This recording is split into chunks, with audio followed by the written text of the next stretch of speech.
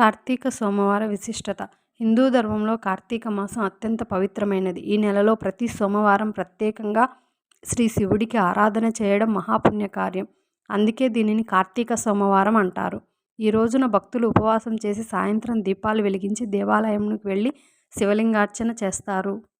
శాస్త్రాల ప్రకారం కార్తీక సోమవారంలో శివపూజ చేయడం వల్ల పాపాలు నశించి మనసుకు శాంతి లభిస్తుంది. ఈ రోజున చేసిన భక్తి ఇతర నెలల్లో చేసిన పూజల కంటే అనేక రెట్లు ఫలిస్తుంది అని విశ్వాసం. భక్తులు ఈ రోజున తులసి మొక్క వద్ద దీపం వెలిగించడం, దాన ధర్మాలు చేయడం వలన మరింత పుణ్యం పొందుతారని చెబుతారు. పురాణాల ప్రకారం దేవతలు కూడా కార్తీక సోమవారంలో మహాదేవుని ఆరాధిస్తారు. ఈ నెలలో గంగా స్నానం, దీపారాధన, హరినామస్మరణ వంటి కార్యక్రమాలు అత్యంత శుభప్రదం. కాబట్టి కార్తీక సోమవారం మనకు భక్తి, నియమం, పుణ్యం కలిగించే పవిత్రమైన రోజు. ఈ రోజున శివుని ఆరాధిస్తే మన జీవితంలో శాంతి, ఆరోగ్యం, ఐశ్వర్యం కలుగుతాయి. ఓం నమః శివాయ, ఓం నమః శివాయ, ఓం నమః శివాయ.